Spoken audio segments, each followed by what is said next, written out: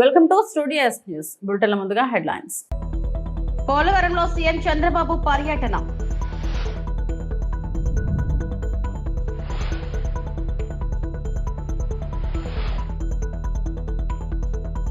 Online betting వ్యవహారంపై SIT ఏర్పాటు. Telangana CM Revanth Reddy.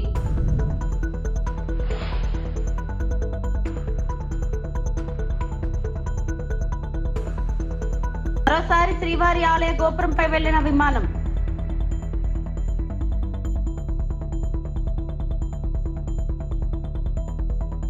$9.74 లక్షల కోట్లు అప్పు పెట్టి వెళ్లారు. అప్పులు, వడ్డీలు, చెల్లింపులు మనం సమయానికి కట్టకపోతే క్రెడిబిలిటీ పోతుంది. ఆ క్రెడిబిలిటీ పోకుండా వ్యవహరిస్తున్నాం. అభివృద్ధి చేయాలి. దాంతో పాటు ఇచ్చిన హామీల మేరకు పథకాలు అమలు చేయాలి. నేను ఒక్కడనే పరిగెత్తితే పనిచేస్తే సరిపోదు. నాతో పాటు అంతా పరిగెత్తాలి. అప్పుడే సత్ఫలితాలు వస్తాయని ఏపీ సీఎం చంద్రబాబు నాయుడు అన్నారు. 9,77,000 కోట్ల రూపాయలు డెట్ ఉంది. డెట్ సర్వీసింగ్ చేయాలి. ఒకసారి డెట్ సర్వీసింగ్ చేయకపోతే నేరుగా తెలంగాణ, ఆంధ్ర రాష్ట్రానికి రెండుకి ఇబ్బంది వచ్చినప్పుడు ఒక విషయంలో మన వాళ్ళు పే చేయలేకపోయారు, వాళ్ళు కూడా పే చేయలేకపోయారు. దానిపైన వాళ్ళు సెబీ పంపించి ఇమ్మీడియట్ గా ఇది డిఫంక్ట్ అయ్యారు కాబట్టి మీరు యాక్షన్ తీసుకోమని సెబీ పంపిస్తే ఆల్ బ్యాంక్స్ అందరికి పంపించేస్తారు. అక్కడి నుంచి గవర్నమెంట్ యొక్క క్రెడిబిలిటీ పోతే అక్కడి నుంచి బారోయింగ్ రేట్ ఆఫ్ ఇంట్రెస్ట్ పెరిగిపోతుంది. డబ్బులు ఇచ్చేవాడు ఇవ్వడు. ఒక పక్క క్రెడిబిలిటీ కాపాడుకోవాలి, ఇన్ టైంలో డెట్ పే చేయాలి. ఇప్పుడు మళ్ళీ పాత డెట్ అంతా కూడా స్వాపింగ్ పోతున్నాం, ఎందుకంటే రీఫైనాన్సింగ్ వెళ్తున్నాం. దానివల్ల ఒక 2,000 కోట్లు 3,000 కోట్లు సేవ్ అవుతుందంటే దానికి కూడా వెళ్ళి ఎన్ని మార్గాలు ఉన్నాయో అన్ని మార్గాలు ఆలోచిస్తున్నాం. మీలో నాకంటే కూడా ఇంకా ఆలోచనలు ఎక్కడన్నా ఉంటే సజెస్ట్ చేయండి. We want to go all out to protect the state, to rebuild the state. ఇక్కడ ఇలాంటి పరిస్థితులు ఉన్నప్పుడు మనం అందరం గుర్తుపెట్టుకోవాల్సింది కొంచెం ఎక్స్ట్రా మైల్ నడవాలి. నేను అందరికీ ఒకటే చెప్పాను, మనందరం కూడా గుర్తుపెట్టుకుని హార్డ్ వర్క్ చేయడం కాదు, ఇన్నోవేటివ్ గా ఉండే టైమే సద్వినియోగం చేసుకో. అందరూ పనిచేస్తే ఎకో సిస్టమ్ పర్ఫెక్ట్ గా డెవలప్ అవుతుంది.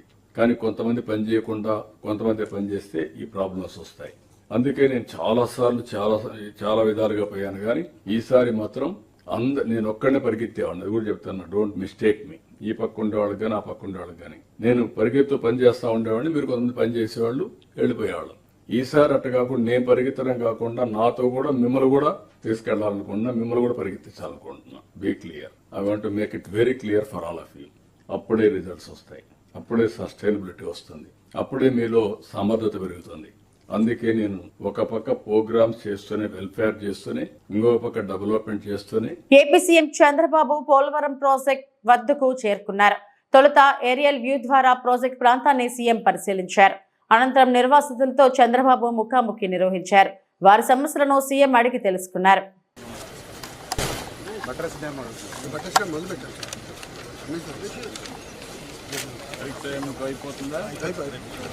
ఇప్పుడు పవర్ ప్రాజెక్ట్ మీరు హిల్ కొడుతున్నారు కదా, స్ట్రాంగ్ గా ఉంది. రేపు వాటర్ ఫ్లో అయినప్పుడు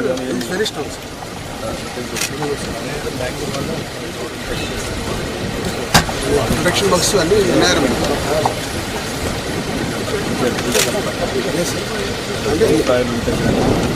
దాని మొత్తం ప్రొటెక్షన్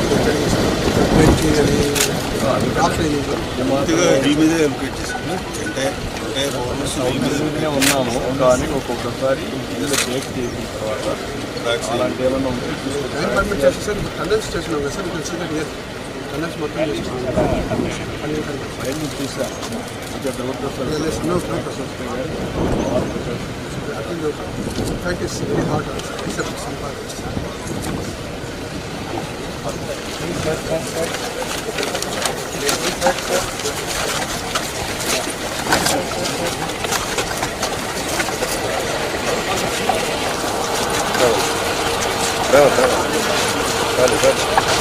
త్యాగాలు చేసి భూమి అంతా కూడా పోలవరానికి ఇచ్చారు.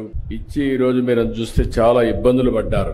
ఇంత మునుపు కూడా ఒకసారి మీరు చూస్తే చాలా తక్కువ డబ్బులు ఇస్తే ఆ రోజు నేను వచ్చినప్పుడు భారీగా పెంచి ఇమ్మీడియట్ గా ఆ రోజు చూస్తే 14-19లో 4,311 కోట్ల రూపాయలు మీకు చెల్లించిన ప్రభుత్వం ఆనాటి ఎన్డీఏ ప్రభుత్వం, తెలుగుదేశం అని చెప్పి కూడా నేను మీ అందరికి విజ్ఞప్తి చేస్తున్నా.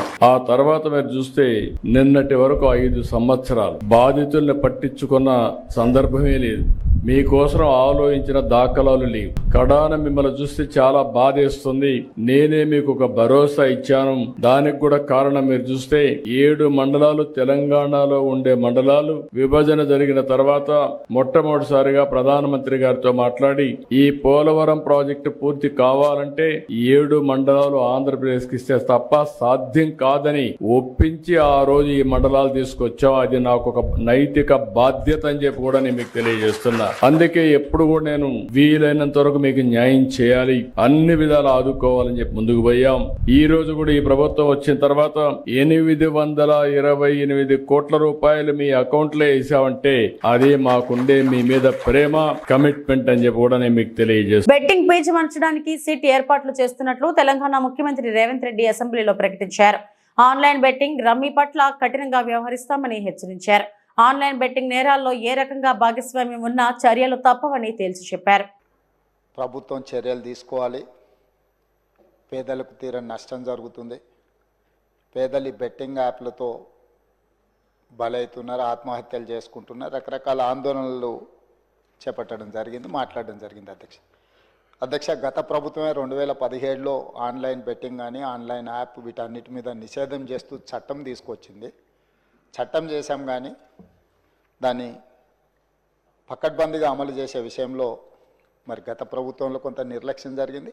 ఈ మధ్యకాలంలో అది చాలా వేగంగా తెలంగాణ రాష్ట్రంలో దుర్వినియోగం జరుగుతుంది. అందుకే అధ్యక్ష తమరి ద్వారా ఇది పక్క రాష్ట్రాలు, దేశము, ఇతర దేశాలు ఈ నేరం ఒక రకంగా అంతర్జాతీయ స్థాయిలో, రాష్ట్ర స్థాయి నుంచి మొదలు పెడితే అంతర్జాతీయ స్థాయి వరకు వివిధ రకాల సంస్థలు, వ్యక్తులు, రకరకాల దేశాలకు సంబంధించిన నేరగాళ్ళు అందరూ కూడా ఇందులో పాల్గొంటున్నారు. ఇది ఏదో టెంపరీగా ఒక పోలీస్ స్టేషన్లోనో లేకపోతే ఒక పరిధిలో మనం విచారణ చేస్తే దీనికి ఈ సమస్యకు సమూలమైన పరిష్కారం కనుగొనే పరిస్థితి లేదు. కాబట్టి ఈ ఆన్లైన్ బెట్టింగ్ కానీ ఆన్లైన్ ఈ యాప్లు కానీ లేకపోతే ఆన్లైన్ రమ్మీ లాంటి గేములు డిజిటల్లీ ఈ గేమింగ్ ఏదైతే జరుగుతుందో, ప్రధానంగా బెట్టింగ్ ఏదైతే జరుగుతుందో దీని పట్ల రాష్ట్ర ప్రభుత్వము అప్రమత్తంగా ఉండాలి, కఠినంగా వ్యవహరించాలని నిర్ణయం తీసుకున్నది. అధ్యక్ష నేను ఎవరి మీద ఆరోపణలు లేకపోతే ఎవరు ఏ పరిస్థితిలో వీటిని ప్రత్యక్షంగా పరోక్షంగా అనుమతి ఇచ్చారు, ప్రోత్సహించారు, ఎక్కువ వివరాల దగ్గర నేను వెళ్ళదలుచుకోలేదు. రాష్ట్ర ప్రభుత్వం స్పష్టంగా బెట్టింగ్ యాప్లు కానీ ఆన్లైన్ బెట్టింగ్ కానీ ఆన్లైన్ రమ్మీ గేమ్లను పట్ల అప్రమత్తంగా ఉండడమే కాదు కఠినంగా వ్యవహరించాలని ఈరోజు రాష్ట్ర ప్రభుత్వం నిర్ణయం తీసుకున్నది. దీన్ని నిరోధించడానికి, నిషేధించడానికి అవసరమైన చర్యలు తీసుకోవడానికి ఒక స్పెషల్ ఇన్వెస్టిగేషన్ టీం, వీలైతే సిబిసిఐడి కానీ లేకపోతే అధికారులతో సమీక్ష చేసిన తర్వాత ఒక స్పెషల్ ఇన్వెస్టిగేషన్ టీంను వేసి కఠినంగా వ్యవహరించాలని చెప్పి ఈరోజు రాష్ట్ర ప్రభుత్వం నిర్ణయం తీసుకున్నది. అధ్యక్ష అదేవిధంగా గతంలో చేసిన చట్టంలో దీంట్లో ప్రధానంగా 2 సంవత్సరాల కంటే మించి శిక్ష కూడా లేదు.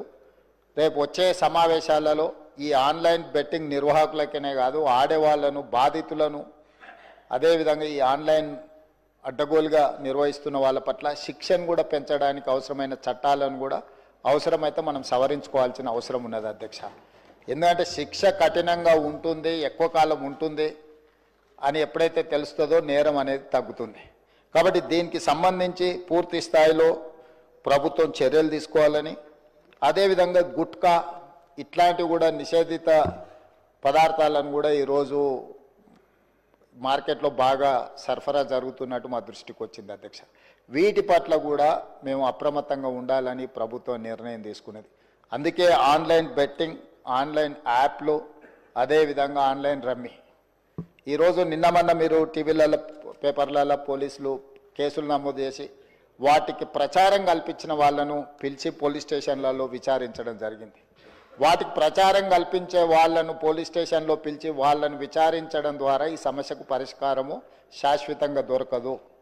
వీటిని నిర్వహించే వాళ్ళు, వీటిని ప్రమోట్ చేసేవాళ్ళు, చివరికి ఈ యాప్ల ద్వారా లబ్ధి పొందుతున్న వాళ్ళు తిరుమల శ్రీవారి ఆలయంపై మరోసారి విమానం వెళ్లింది. గతంలోనే టీటీడీ దేవస్థానంపై నుంచి విమానాలు వెళ్లకూడదని విమానయాన శాఖకి తిరుమల తిరుపతి దేవస్థానం విజ్ఞప్తి చేసింది.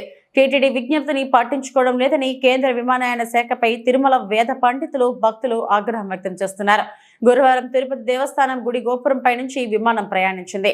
ఆగమ శాస్త్ర నిబంధనల మేరకు శ్రీవారి ఆలయ గోపురంపై నుంచి రాకపోకలు నిషిద్ధం. ఇలా జరగడం ఇదే మొదటిసారి ఏం కాదు. గతంలో కూడా ఫ్లైట్లు తిరుమల గుడిపై నుంచి వెళ్లాయి.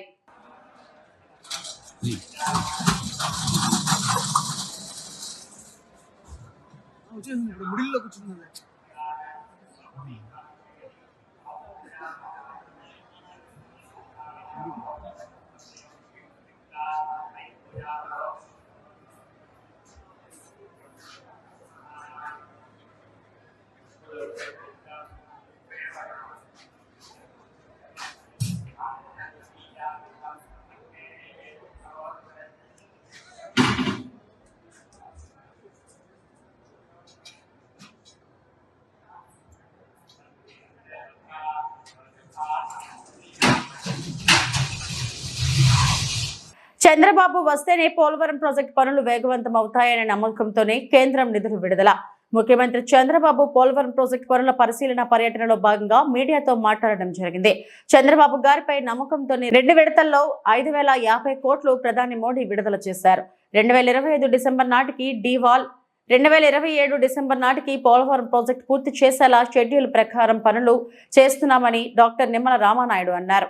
పోలవరం ఒక జీవనాడి, ఒక వరం, భవిష్యత్తులో కరువు రహిత రాష్ట్రంగా మార్చేటువంటి పోలవరాన్ని ఆ రోజు 72% చంద్రబాబు నాయుడు గారు 14-19లో పూర్తి చేస్తే, మొన్న రెండవసారి కూడా పోలవరం క్షేత్రస్థాయి పర్యటనకు వచ్చి ఒక షెడ్యూల్ని, అంటే డయాఫ్రామ్ వాల్ని ఎప్పుడు ప్రారంభిస్తాం, ఎప్పుడు పూర్తి చేస్తాం, ఎర్త్కమ్ రాక్ఫీల్ డ్యామ్, మెయిన్ డ్యామ్ ఎప్పుడు ప్రారంభిస్తాం, ఎప్పుడు పూర్తి చేస్తాం, ఇట్లా ఒక షెడ్యూల్ని కూడా మీ అందరి సమక్షంలోనే ఈ పోలవరంలోనే అనౌన్స్ చేసినటువంటి పరిస్థితి ఉంది.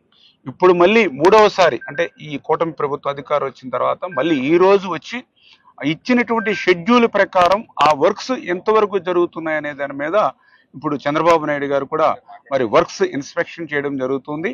అదేవిధంగా ఎవరైతే నిర్వాసితులు ఉన్నారో వాళ్ళు కూడా, ఎందుకంటే ధన్యవాదాలు, ఎందుకంటే గత వైఎస్ఆర్సీపీ 5 సంవత్సరాల ప్రభుత్వంలో ₹1 మరి నిర్వాసితులకు అందలేదు. ఒక్క అర్బస్తా సిమెంట్ పని కూడా కాలనీకి చేయలేనిటువంటి స్థితిలో మొన్న 2017లో 800 కోట్ల రూపాయలు చంద్రబాబు నాయుడు గారు ఎవరు ముఖ్యమంత్రిగా ఉండి ఇచ్చారు. మళ్ళీ మొన్న 2025 జనవరి 1 మరి ఫస్ట్ వీక్లోనే మళ్ళీ 830 కోట్ల రూపాయలు చంద్రబాబు నాయుడు గారు ముఖ్యమంత్రిగా ఉండగా, అంటే నిర్వాసితులకు అందినటువంటి సాయం ఆ రోజు చంద్రబాబు నాయుడు గారే, ఈ రోజు చంద్రబాబు నాయుడు గారే, మధ్యలో ఉన్నటువంటి జగన్మోహన్ రెడ్డి 5 సంవత్సరాల్లో మరి ఇచ్చింది 0 అనేటువంటి భావంతో ఇవాళ నిర్వాసితులు కూడా మరి చంద్రబాబు నాయుడు గారిని కలిసి కృతజ్ఞతలు కూడా చెప్పబోతూ ఉన్నారు.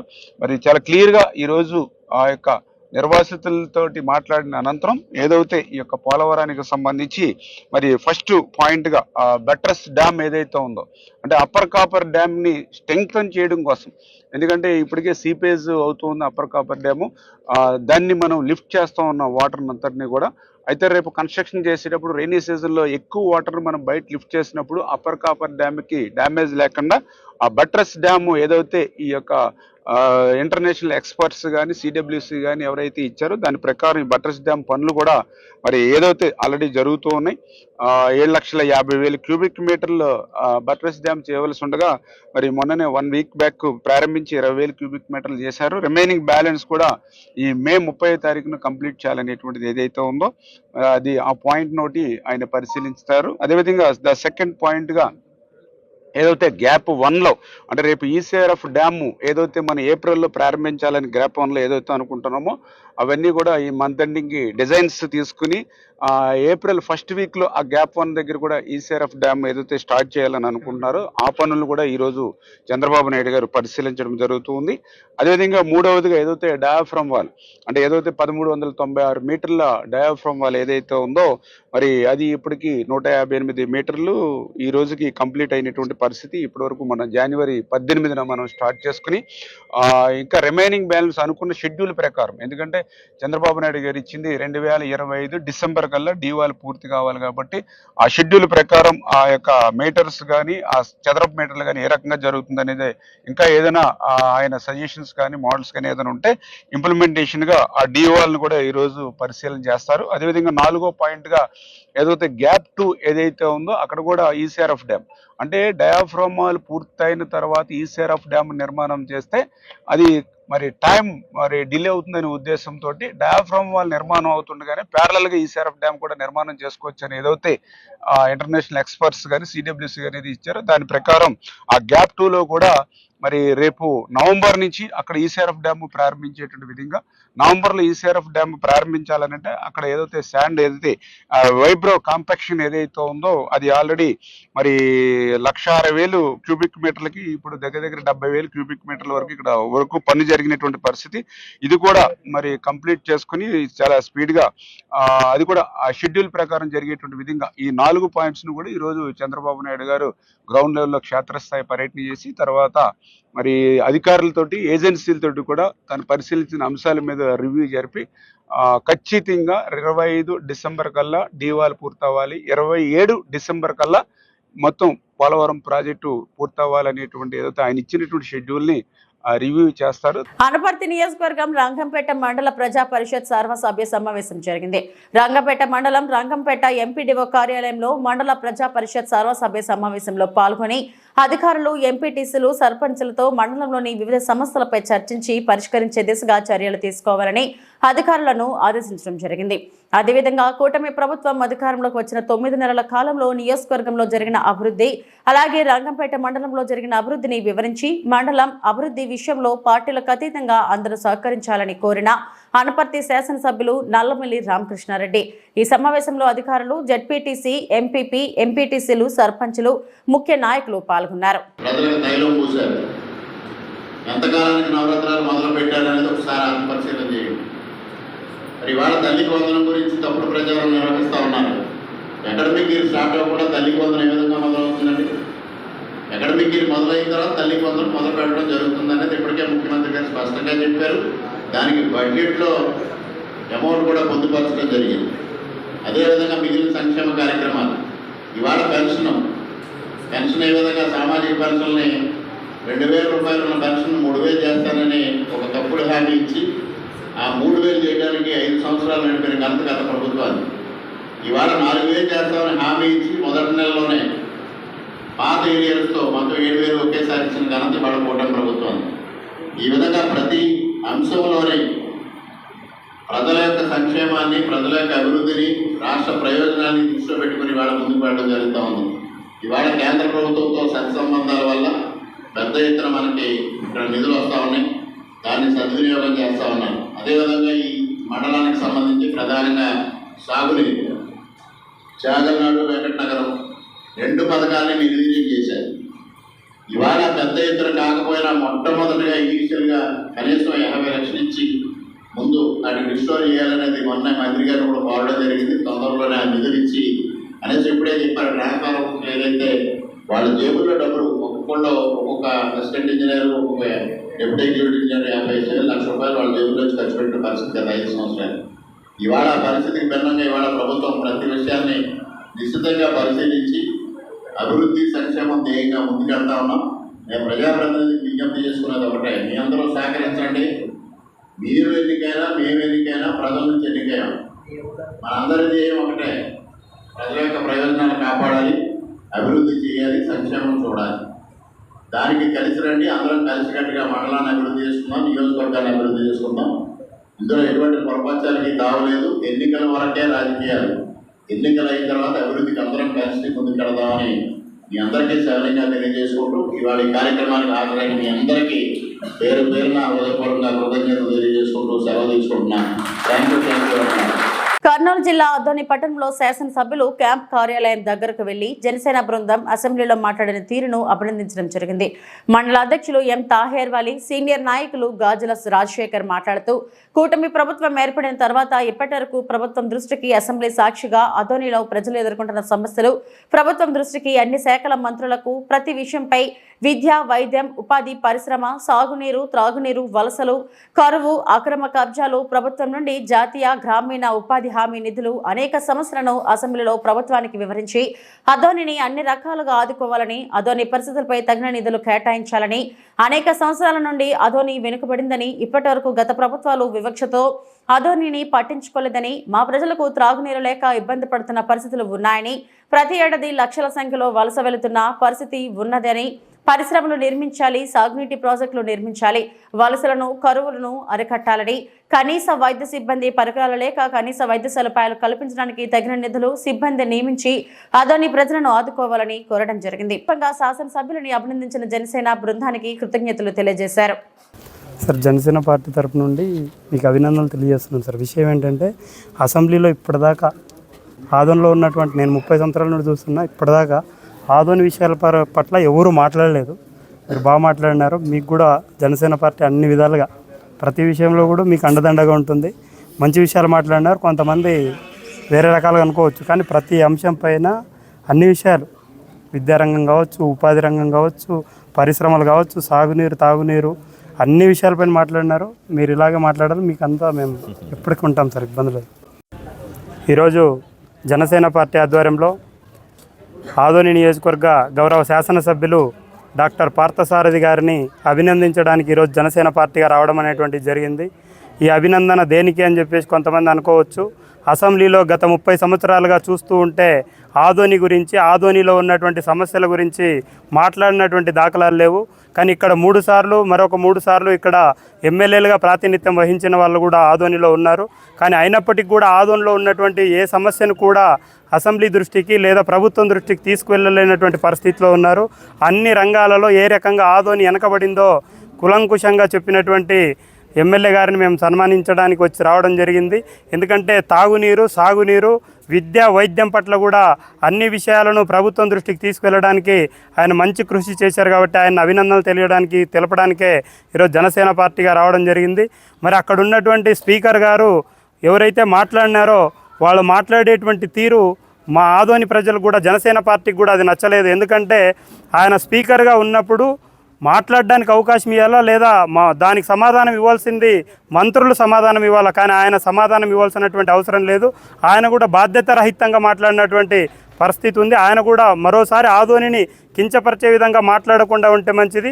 ఆదోని అన్ని రకాలుగా వెనకబడినటువంటి విషయం అందరికీ తెలుసు. మరి ఆయన కూడా ఆదోని నియోజకవర్గానికి వచ్చి తెలుసుకుంటే బాగుంటుందని చెప్పేసి జనసేన పార్టీగా ఆయనకు విజ్ఞప్తి చేస్తారు. ప్రజాపాలన పేరుతో నిర్బంధ పాలన సాగిస్తున్న ప్రభుత్వం, ఆశా వర్కర్ల పట్ల ప్రభుత్వం నిర్బంధం దుర్మార్గం.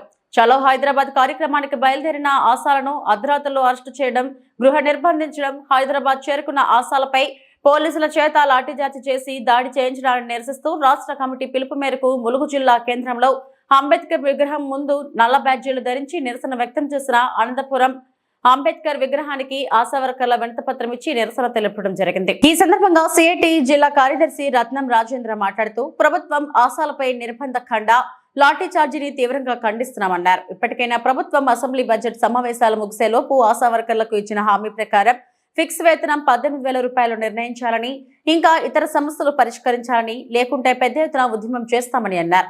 కార్యక్రమంలో సిఐటియు నాయకులు సద్దాం హుస్సేన్, ఆశా యూనియన్ రాష్ట్ర ప్రధాన కార్యదర్శి ఆర్ నీలాదేవి, చుంచు మంజుల, యశోద తదితరులు పాల్గొన్నారు. ఖండించండి ఆశాల అక్రమ అరెస్టులను. ఫిక్స్డ్ వేతనం 18,000 రూపాయలు ఇవ్వాలి. కాంగ్రెస్ మేనిఫెస్టోలో పెట్టిన విధంగా 18,000 రూపాయల వేతనము ఇవ్వాలి. ఫిక్స్డ్ వేతనము నశించాలి. నిరంకుశ పాలన నశించాలి. కాంగ్రెస్ పార్టీ నిరంకుశ పాలన నశించాలి. కాంగ్రెస్ పార్టీ నిరంకుశ పాలన ఖండించండి ఆశాల అక్రమ అరెస్టులను. ఖండించండి ఆశాల అక్రమ అరెస్టులను. అక్రమ అరెస్టులను ఖండించండి. అక్రమ అరెస్టులను ఖండించండి. ఆశాల అక్రమ అరెస్టులను. ఆశాలపై లాఠీ చార్జిని ఖండించండి. ఆశాలపై లాఠీ చార్జిని ఖండించాలి. ప్రభుత్వ నిరంకుశత్వం ఖండించాలి. ప్రభుత్వ నిరంకుశత్వం ప్రభుత్వ నిరంకుశత్వం పరిష్కరించాలి. ఆశాల సమస్యలు వెంటనే పరిష్కరించాలి. ఆశాల సమస్యలు వెంటనే. జిందాబాద్ జిందాబాద్ జిందాబాద్ జిందాబాద్. సోమవారం మార్చి 24వ తేదీన ఆశాలకి కాంగ్రెస్ పార్టీ ఎన్నికల ఇచ్చినటువంటి హామీలు అమలు చేయాలని, ఆశా వర్కర్లకు ఫిక్స్డ్ వేతనం 18,000 రూపాయలు నిర్ణయించి వెంటనే చెల్లించాలని చెప్పేసి, అదేవిధంగా పిఆర్సీ ఏరియర్స్ ఇతరతర సమస్యలు పిఎఫ్ ఈఎస్ఐ సమస్యలు పరిష్కరించాలని చెప్పేసి డిమాండ్ చేస్తూ చలో హైదరాబాద్ కోటి కమిషనర్ ఆఫీస్ ముట్టడికి శాంతియుతంగా వెళ్తున్నటువంటి ఆశా వర్కర్లని అక్కడ ధర్నా చేయకుండా రాష్ట్ర వ్యాప్తంగా ఎక్కడికక్కడ అరెస్ట్ చేశారు. అదే పద్ధతిలో కమిషనర్ ఆఫీస్కి చేరుకున్నటువంటి ఆశాలను కూడా మగ పోలీసులు సైతం ఆవాలని చూడకుండా, కనికరం లేకుండా లాఠీచార్జ్ చేసి ఎక్కడికక్కడగా గుంజి వ్యాన్లలో ఎత్తి పడేసినటువంటి పరిస్థితి ఉన్నది. మరి కేసీఆర్ నిరంకుశంగా పరిపాలన చేస్తున్నారు. ఈ ప్రజాస్వామ్యయుతంగా పరిపాలన చేస్తాం.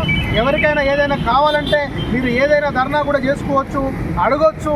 మీరు అడిగితే మేము ఖచ్చితంగా చేస్తామని చెప్పినటువంటి ప్రభుత్వం ఇలా కాంగ్రెస్ పార్టీ మరి ఇలా నిరంకుశ పాలనకు నిదర్శనంగా ఇలా ఆశాలపైన నిర్బంధకాండ, ఆడబిడ్డలను చూడకుండా ఇలా ఆశాలను ఎక్కడికెక్కడ అరెస్ట్ చేసి లాఠీచార్జ్ చేసి గాయాల పాలైనటువంటి పరిస్థితి ఉన్నటువంటిది ఉన్నది.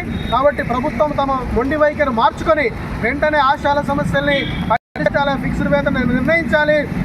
ఆశాల యొక్క ఆశాలపై దాడిని తీవ్రంగా మేము ఖండిస్తూ ఉన్నాం. సభ్య సమాజం కూడా ఖండించాలని చెప్పేసి ఈ సందర్భంగా తెలియజేస్తాం. ఇవి ఇప్పటివరకు నా బులెటిన్ అప్డేట్స్. నమస్తే.